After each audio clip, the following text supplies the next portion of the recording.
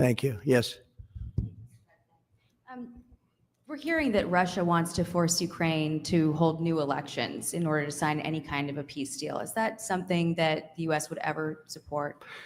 Well, we have a situation where we haven't had elections in Ukraine, where we have martial law, essentially martial law in Ukraine, where the leader in Ukraine, I mean, I hate to say it, but he's down at 4% approval rating, and where a country has been blown to smithereens. You got most of the cities are laying on their sides. The buildings are collapsed. It looks like a massive demolition site.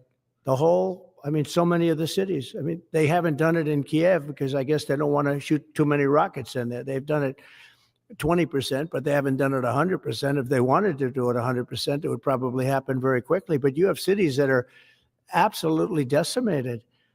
And yeah, I would say that, you know, when they want a seat at the table, you could say the people have to, wouldn't the people of Ukraine have to say, like, you know, it's been a long time since we've had an election.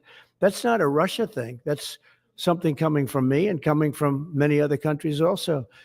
You know, Ukraine is being just wiped out. Look at what's happening to the cities. There are cities, there's not even a building standing. It's a massive, you talk about Gaza. I mean, it's literally, these cities look like Gaza. Actually, many have percentage-wise more buildings knocked down than in Gaza. So, you know, people are tired of it. People want to see something happen.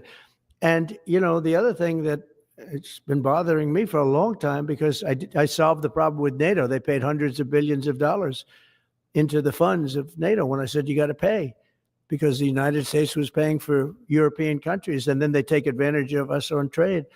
But I've seen it. Look, they have to pay. They have to find out, where's the money going to? We have, I believe President Zelenskyy said last week that he doesn't know where half of the money is that we gave him. Well, we gave them, I believe, $350 billion, but let's say it's something less than that, but it's a lot. And we have to equalize with Europe, because Europe has given a very much smaller percentage than that. I think Europe has given 100 billion, and we've given, let's say, 300 plus. And it's more important for them than it is for us. We have an ocean in between, and they don't.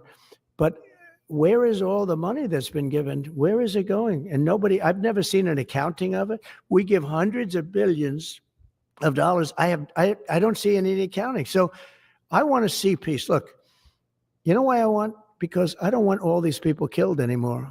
I'm looking at people that are being killed, and they're Russian and Ukrainian people, but they're people. Doesn't matter where they're from on the whole planet. And I think I have the power to end this war. And I think it's going very well. But today I heard, oh, well, we weren't invited. Well, you've been there for 3 years. You should have ended it 3 years. You should have never started it. You could have made a deal. I could have made a deal for Ukraine that would have given them almost all of the land, everything, almost all of the land, and no people would have been killed, and no city would have been demolished, and not one dome would have been knocked down. But they chose not to do it that way. And President Biden, in all fairness, he doesn't have a clue. What he was so bad for this. It was so bad, so pathetic. It's so sad. But with all of that being said, look, it is what it is. When I left, there was no chance that this could have happened, but it happened because we had incompetent leadership at many different levels. But when you see what's taken place in Ukraine with millions of people killed, including the soldiers, millions of people killed, a big percentage of their cities knocked down to the ground. I don't know how anybody even lives there. You know, when they say they took a poll and Zelensky's at 4%, who's living there? You know, I mean, it's hard to believe that people live there. Their cities are being knocked down. And this is something that would have never happened. And by the way, for 4 years, it didn't happen. It was never going to happen. Go ahead.